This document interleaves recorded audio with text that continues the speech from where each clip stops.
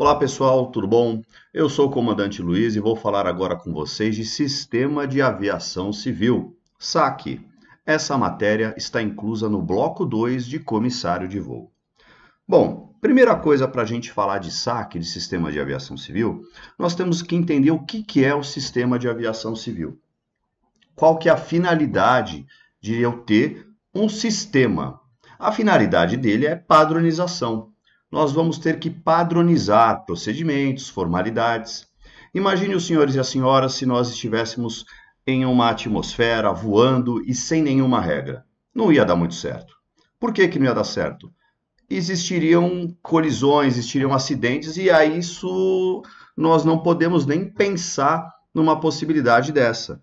Então, para essa finalidade de padronização, nós vamos utilizar o sistema de aviação civil. Então, para começar, todas as comunicações em aviação, nós temos um idioma oficial, que é o inglês. Nós temos uma fraseologia padrão, que é o alfabeto fonético. Nós temos também os auxílios à navegação, as cartas aeronáuticas, todas as exigências alfandegárias, as exigências de transporte de carga, tudo isso é padronizado no mundo inteiro. Não importa se você estiver aqui no Brasil, não importa se você estiver em Londres, não importa onde você estiver, vai ser tudo bem parecido. Algumas diferenças por conta da localidade, de normas locais, mas tudo isso vai ser padronizado. E a gente vai conhecer como surgiu essa padronização. Nós tivemos a Primeira Guerra Mundial, 1914 a 1918, onde o avião, a aeronave, já começou a ser usada como uma arma de guerra, né? Após essa guerra, após a Primeira Guerra, o avião ele começou a transportar pessoas. Utilizaram os aviões para fazer transporte de pessoas. Começou a surgir aí o transporte aéreo. Mas, na verdade, não foi bem com o transporte de pessoas que as empresas aéreas surgiram. Elas surgiram pelo correio, mas isso é uma outra história. Mas o que importa para a gente? Importa que depois da guerra havia um conflito, né? Houve um conflito e ninguém sabia exatamente como resolver isso daí. Então, foi chamada uma convenção, que é essa primeira conferência, né? A Conferência de Versalhes, 1919, que foi realizada em Paris, na França, onde chamou todos os países que estavam envolvidos na guerra para tratar da paz entre eles. Então, essa primeira conferência, ela tinha como objetivo traçar a paz entre os países envolvidos na guerra. Essa guerra mundial, a Primeira Guerra, de 1914 a 1918. Bom, não preciso dizer que ela não deu muito certo, né? Houve a Segunda Guerra Mundial. Então, esse primeiro objetivo já não foi atingido. Eles tentaram também estabelecer algumas normas técnicas para aviação. Não existia nada, não existia regra ainda, não tinha um manual, não tinha aviação, gente. Então, eles começaram a criar isso do zero. Para isso, eles criaram uma comissão, que foi a CINA, a Comissão Internacional de Navegação Aérea. Muito importante lembrar dela, tá? Essa CINA, lá na frente, em 1944, vai dar lugar para a OASI, né, que vai vir da ONU, que é a Organização das Nações Unidas. Então, a gente vai estudar isso mais para frente também. O importante agora é saber que em 1919, na Conferência de Versalhes, Paris, França, pode cair desse jeito para vocês, que foi a primeira conferência sobre navegação aérea internacional. O objetivo dela era traçar a paz entre os países envolvidos na guerra, cujo objetivo não foi atingido, não deu certo, e eles criaram a CINA, a Comissão Internacional de Navegação Aérea.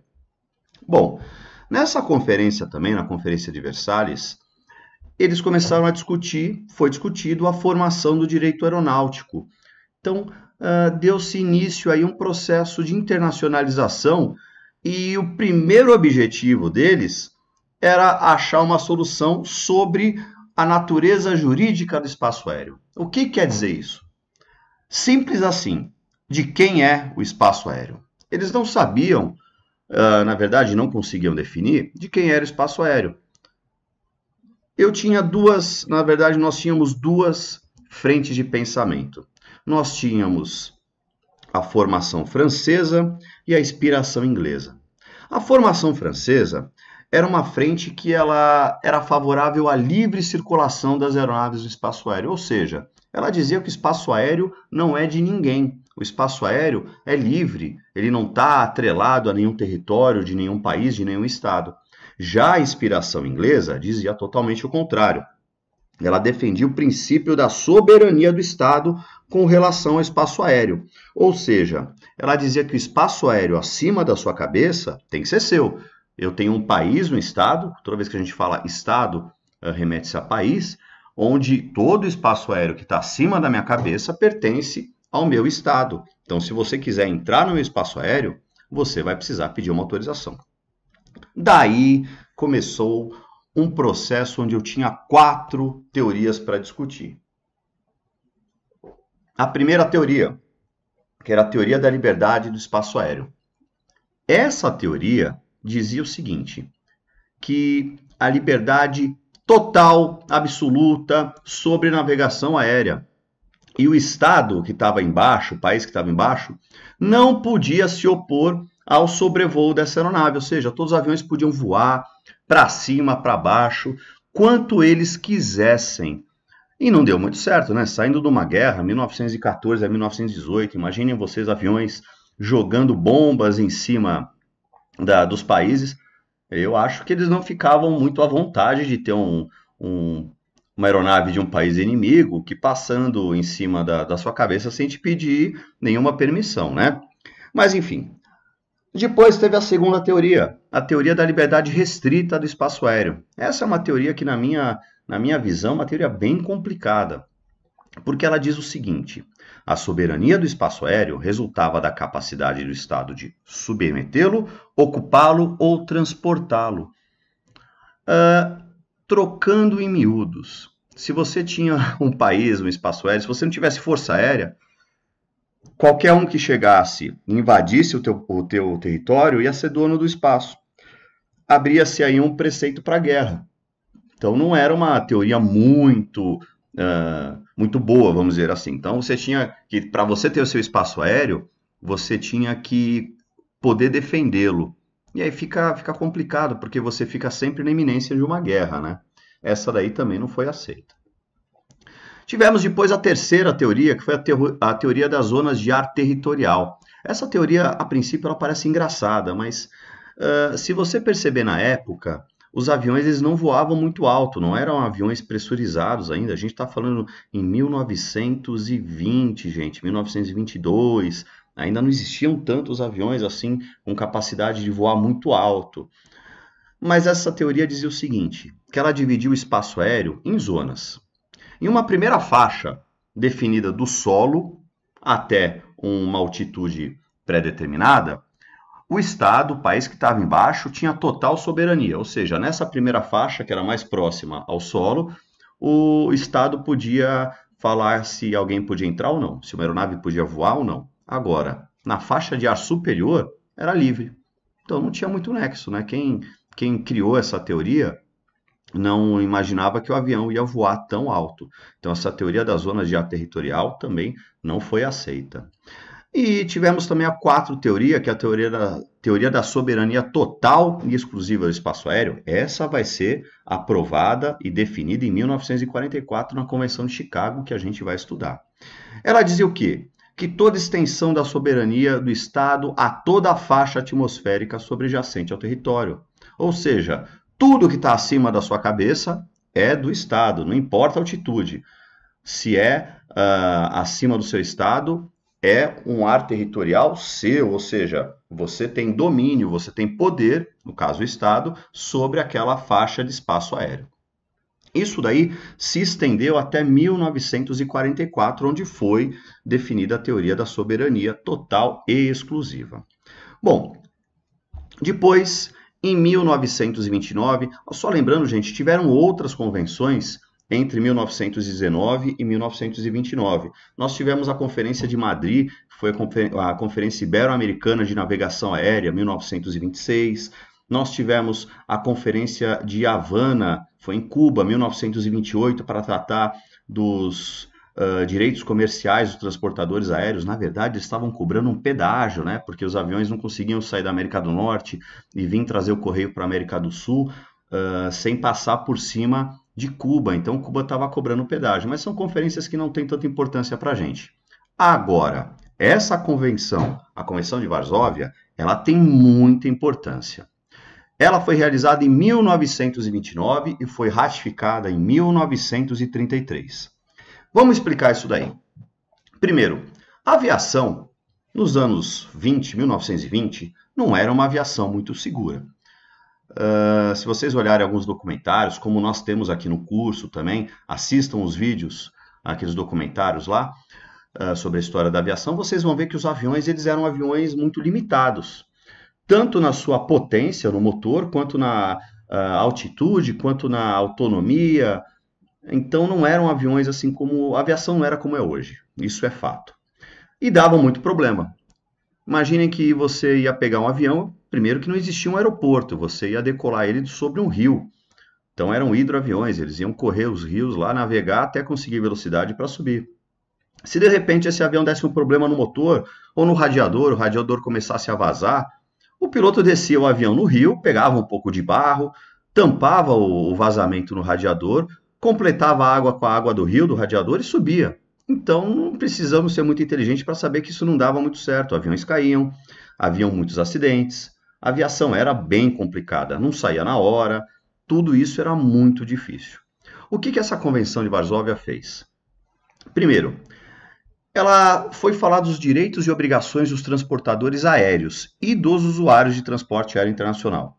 Agora, todo transportador aéreo tinha direito e tinha obrigações. Isso daí estavam definidas, porque não era um ambiente meio obscuro. Imagina se um avião caísse, quem é que pagava a conta? O transportador aéreo não caía. Se alguém tivesse um dano por lesão, dano por morte ou dano material, não era ressarcido até 1929. Então foi falar também do limite máximo de responsabilidade do transportador aéreo, no que se referia a quê? Aos passageiros em caso de morte, em caso de lesão, seja essa lesão por acidente ou por alguma coisa relacionada à aeronave, e atraso também nas viagens. Tá?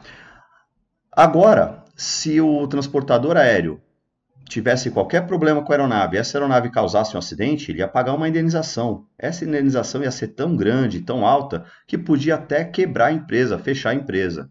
Então, para eu não ter problemas com acidentes, com atraso nas viagens também, porque o avião dava problema de motor e não subia, começou-se a criar aí o quê? A manutenção preventiva. Foi aí, em 1929, que a aviação aérea começou a dar os primeiros passos para ser uma aviação segura, tal qual a gente conhece hoje. Então, em 1929, essa Convenção de Varsóvia, ela deu um passo importantíssimo para a segurança de voo também.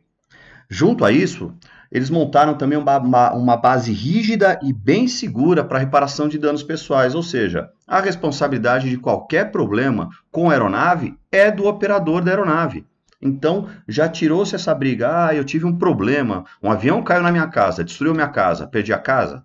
Não, agora o operador aéreo ele tem que arcar com esse prejuízo, senão ele ia ter um problema muito sério, pagar indenizações tal, que poderiam até tirar o direito dele voar. Uma coisa que fizeram também, que foi muito importante para a aviação, foi uniformizar todos os documentos aéreos, desde bilhete de passagem, nota de passagem, o conhecimento aéreo de cargas, o NOTOC, que é o Notification to Captain, todos os documentos agora, eles foram padronizados. Todas as empresas tinham obrigação de fazer tudo igualzinho, ou seja, facilitou. Se todo mundo fala a mesma língua, nós criamos procedimentos e a aviação começa a se tornar muito mais segura.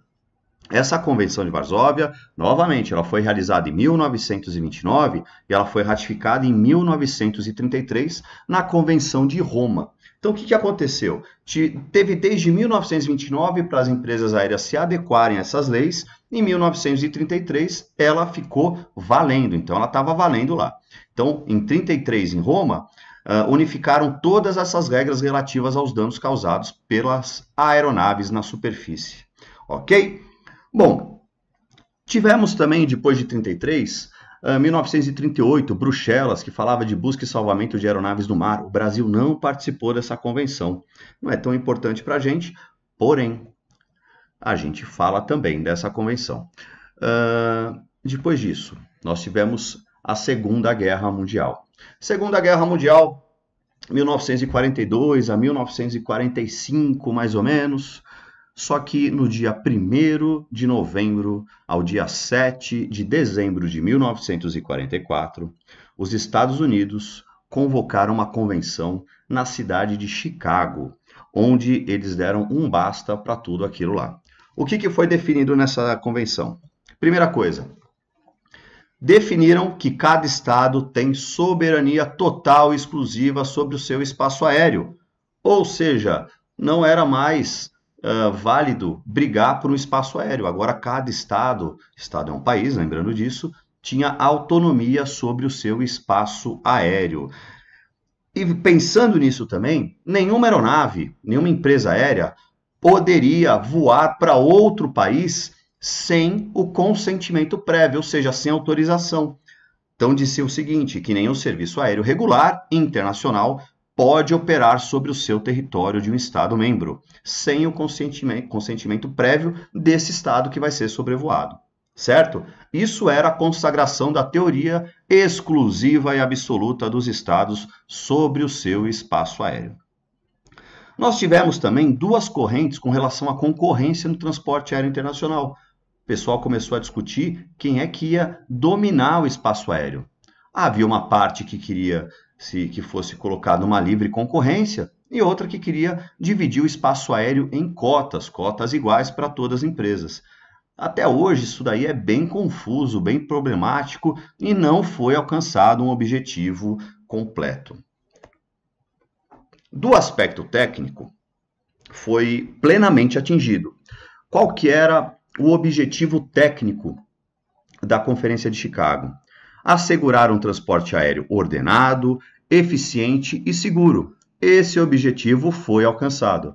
Podemos dizer com toda certeza que a aviação hoje, ela é eficiente? Ela é ordenada? Ela é segura? Sim, ela é rápida, ela é bem mais barata de voar comparando com aqueles anos. Então, esse objetivo foi plenamente atingido.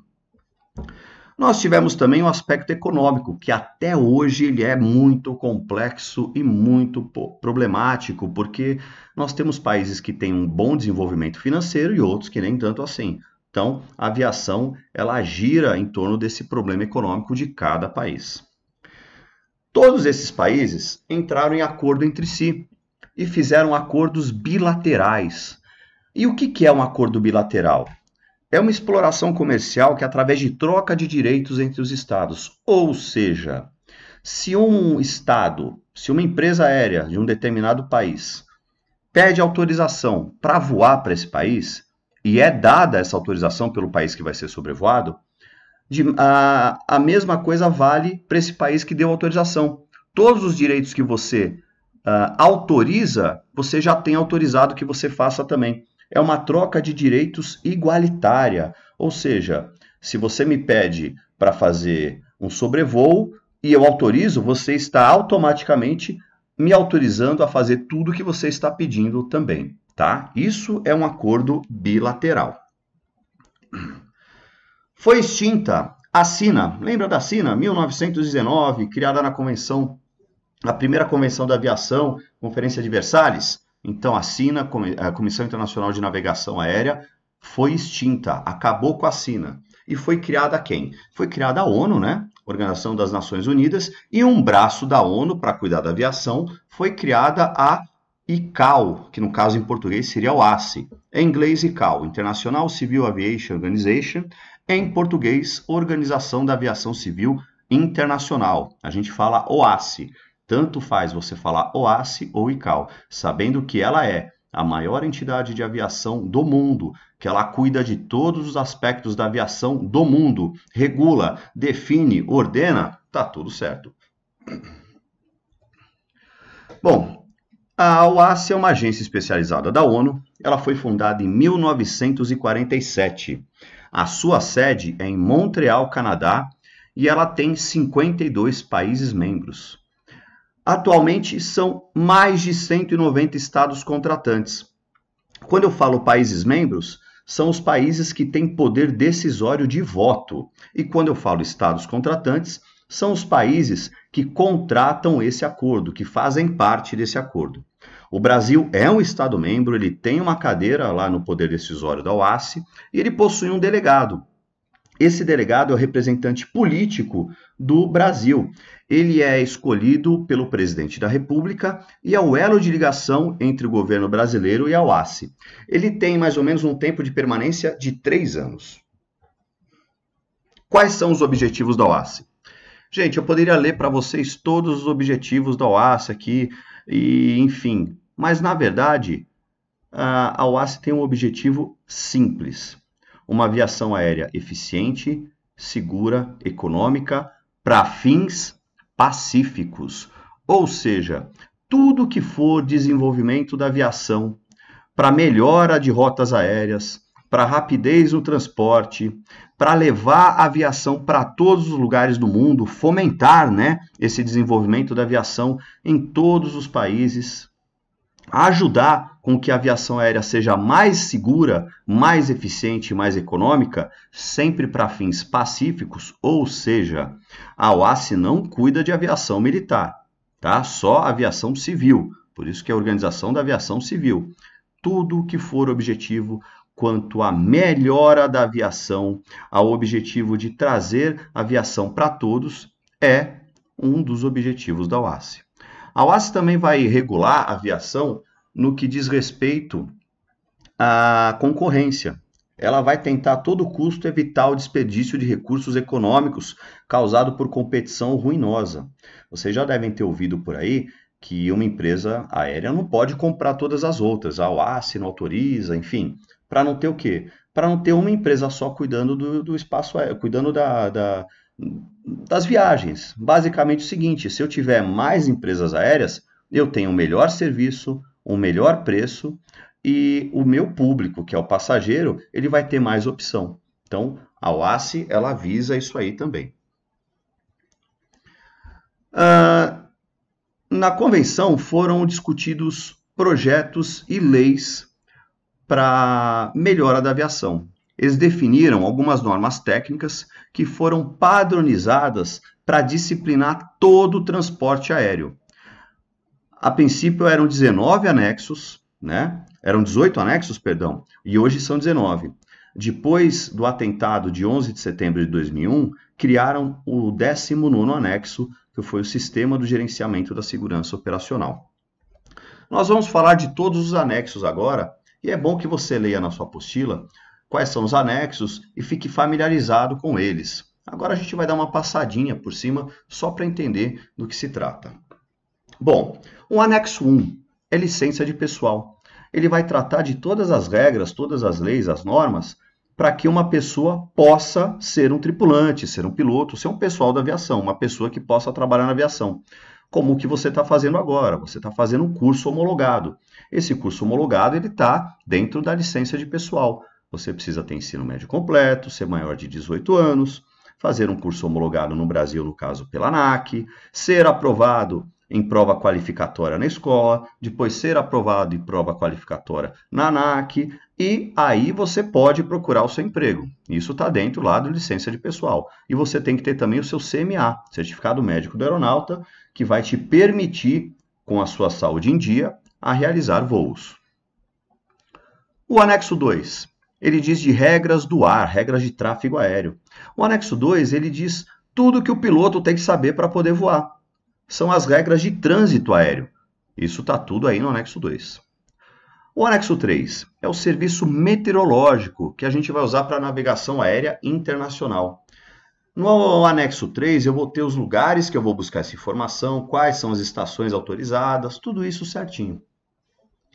O anexo 4 vai falar para a gente sobre cartas aeronáuticas. As cartas são os mapas que nós vamos utilizar nas navegações.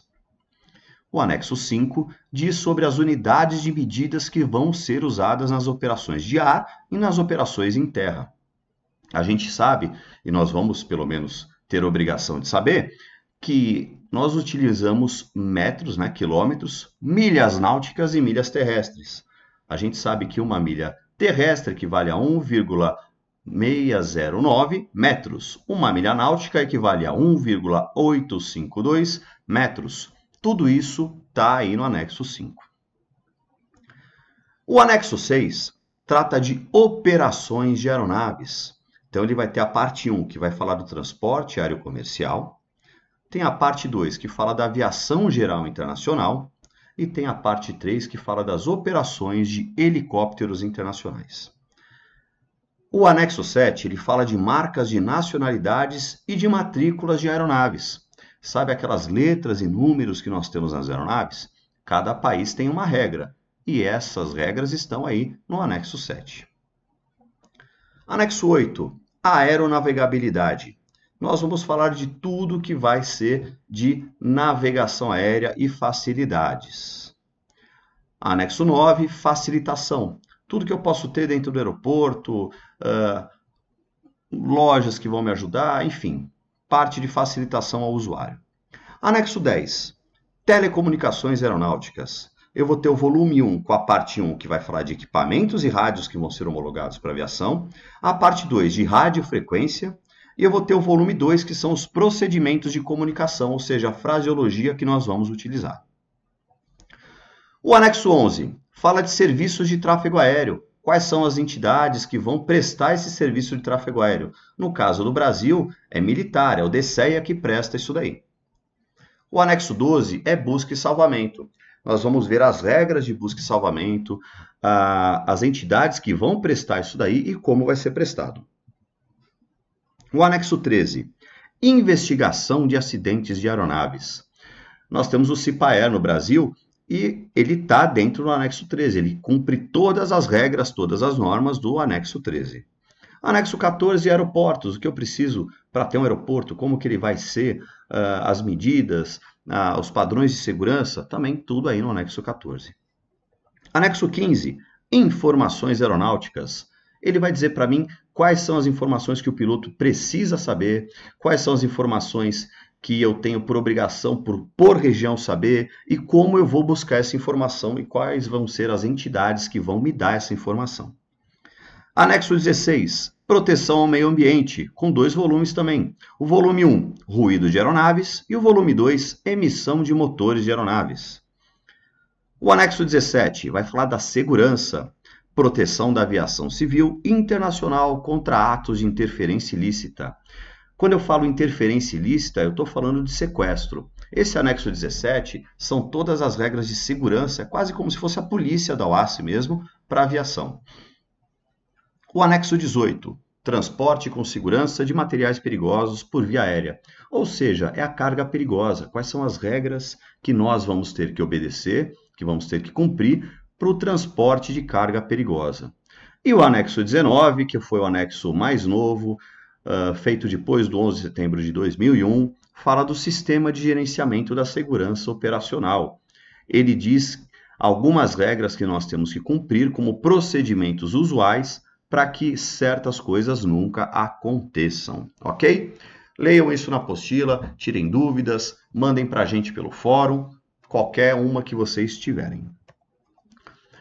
Sempre que uma lei, dentro daqueles 19 anexos, ela é exigida, os países eles vão ver se conseguem cumprir, no caso, essas exigências. Caso eles não consigam, por motivo de uma discordância de legislação interna, ou por conta mesmo de aspectos técnicos, ou por conta de geografia, o que eles vão fazer? Eles vão emitir um documento chamado diferença.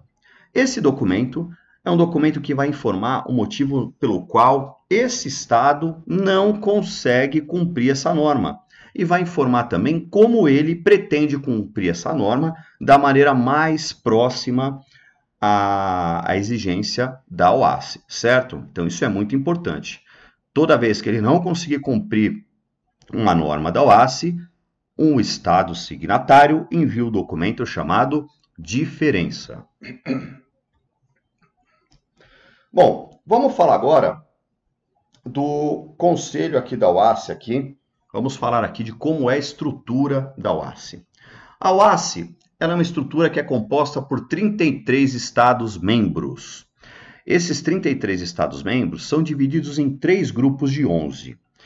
Eles têm poder de voto, eles são dirigidos por delegados. Esse delegado, um por cada Estado-membro, ele é eleito a nível político. Ele é indicado, na verdade, pelo presidente da República e ele tem um mandato de 3 anos. O primeiro grupo de delegados é o grupo que o Brasil se encontra. O Brasil ele tem um território extremamente grande, praticamente continental. Então, qualquer mudança que é feita na aviação mundial é uma mudança significativa também no Brasil. Por isso que ele faz parte do primeiro grupo decisório. O segundo grupo são países que não têm tanta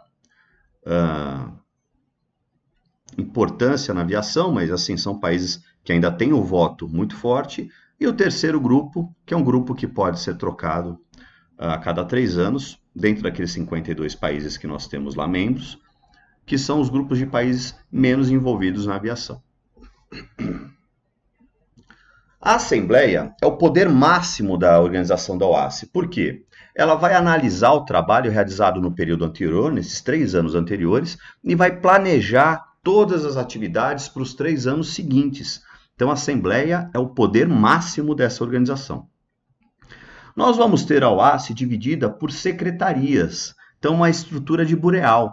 Então, a gente vai ter a parte de navegação aérea, transporte aéreo, jurídico, a parte técnica administrativa, serviços, tudo isso.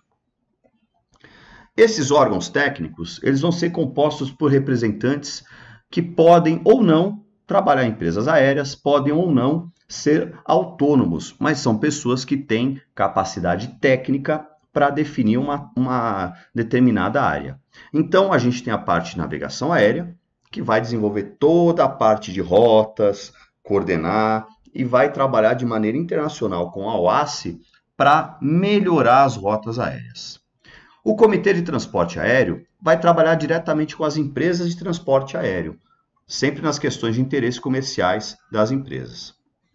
Nós temos o Comitê de Ajuda Coletiva para os serviços de navegação aérea. É um comitê que vai ajudar os estados mais carentes a melhorar o sistema de aviação civil nesses países. Vai ajudar a fomentar a aviação civil. O Comitê de Finanças vai cuidar do dinheiro, dos gastos da organização. E o Comitê de Interferência Ilícita, ele vai ser a polícia da OASI. Ele vai desenvolver métodos para melhorar a segurança contra qualquer tipo de ato terrorista, ato de sequestro, ato que tire da normalidade do voo. O Comitê Jurídico, ele vai pegar tudo aquilo que eles fizeram, vai estudar e desenvolver as leis para passar para os países, de normas que vão ser outorgadas, decisões, tudo isso em caráter jurídico. Por enquanto, gente, a gente fica por aqui na matéria. Vamos passar daqui a pouco para a próxima matéria, onde vamos falar de sistema de aviação civil internacional, continuando, e depois vamos passar para o sistema de aviação civil brasileiro, tá? Qualquer dúvida, mandem para a gente pelo fórum, pelo chat ou por e-mail. Bons estudos para vocês!